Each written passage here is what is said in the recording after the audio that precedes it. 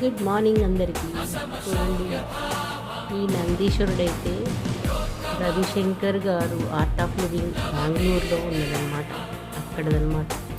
నా మెమరీస్ మీతో షేర్ చేసుకుందామని పెట్టాను. ఇవి చూడండి, గోశాలలో ఆవులు దూడలు. ఏంటంటే మా ప్రాజెక్టులో మేము చేసిన ప్రాజెక్టులో ఒక రోజు అనమాట.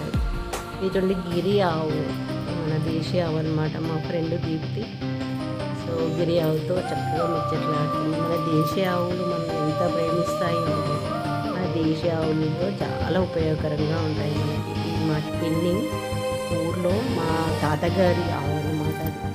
సో చూడండి, మా ఇంటి ముందుకు వచ్చిన ఆవులకి పిట్టలకి బర్డ్స్కి అన్నిటికీ కాస్త నీళ్లు పెట్టండి. మూగజీవులు కదా, ఈ సీజన్ చాలా హాట్గా ఉంది.